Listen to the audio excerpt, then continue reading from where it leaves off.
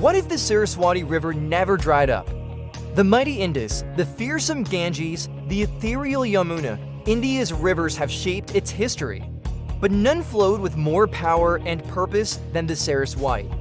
This was the holiest and mightiest river of the Vedic period, the one all others sprung from. It snaked down from the Himalayas, watered Punjab and Haryana, then cut across Rajasthan before emptying into the Arabian Sea at Gujarat. It is no exaggeration to say that the Saraswati put India on the map, quite literally.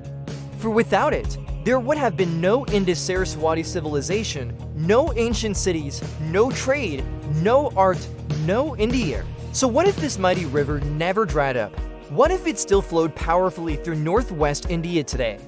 Let's take a journey back in time to find out. In the 26th century BCE, the Indus was a mighty river indeed, second only to the Nile. Its waters nourished the most extensive and sophisticated civilization of its age. But it wasn't alone. The Saraswati was just as wide and deep, perhaps even more so, since its tributaries tap the snows of the Himalayas directly. Where the two rivers converged near the modern city of Haryana, they formed a kind of delta, a region of such rich fertility that cities just sprouted overnight. Many of the biggest Harappan sites, including Rakagari and Dholavira, sat right on the Saraswati's banks. And as the civilization grew, so did its network of canals and reservoirs, all fed by the lifeblood of the rivers. In fact, the entire political, economic, and cultural heart of ancient India may have rested right here in the northwest. But we know that around 1900 BCE, the Saraswati dried up, at least temporarily. The timing is uncertain, but many scholars believe that aridification and ecological degradation drove the Harappans eastward, starting the slow trek that would eventually culminate in the Vedic settlements around Delhi and the Ganges. So let's go back in time to the year 1900 BCE and change one thing. What if the Saraswati didn't dry up? How would history have been different if the river kept flowing through Punjab and Haryana? For starters, the civilization probably wouldn't have broken apart.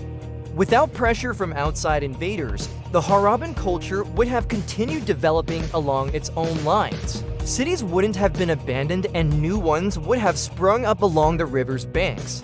We might be looking at something like a Mesopotamian duel with two great urban centers flanking the twin rivers of the Indus and the Saraswati. And who knows what innovations would have developed independently along the northwest. Perhaps there would have been a Nalanda on the Saraswati, an ancient center of science and philosophy.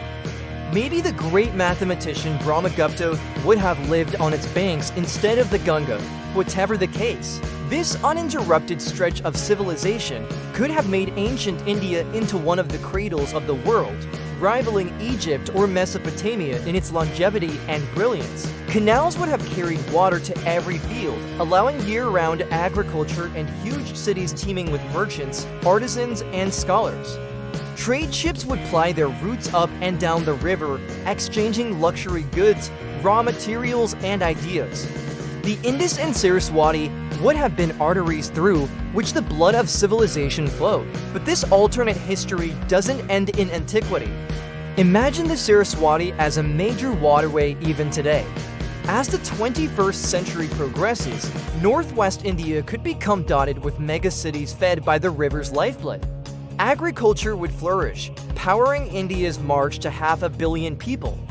Vast trade networks would connect the subcontinent to the Persian Gulf and Central Asia. Entire villages might specialize in crafts or technology, forming a powerful economic engine. And culturally, the region could have developed a unique script and language that would bind the subcontinent together from Kashmir to Kanyakumari. The Vedic and Harappan traditions, which diverged so dramatically, could have remained deeply intertwined, and Saraswati worship, which faded in later centuries, could have remained central to Indian spirituality. We can only imagine what wonders a continuous Saraswati civilization might have produced. But one thing is for sure, the ancient world would have been utterly transformed. In our own timeline, the drying up of the Saraswati had profound consequences, setting in motion the events that would shape Indian history for millennia. But what if that never happened? What if the river keeps flowing forever? In the 21st century, a resurgent Saraswati could bring prosperity to northwest India, powering its growth and fostering a distinct regional identity. But it's all make-believe. In our actual history, the Saraswati did dry up, and with it, the hopes and dreams of the Indus Valley civilization. Yet its legacy lives on, hidden beneath the sands of time, waiting to be rediscovered. So what if the Saraswati River never dried up? How do you think India's history and the world's history would have been different? Let us know in the comments. Thanks for watching. See you soon with the next amazing idea. Till then, stay tuned with Bharat Reimagined.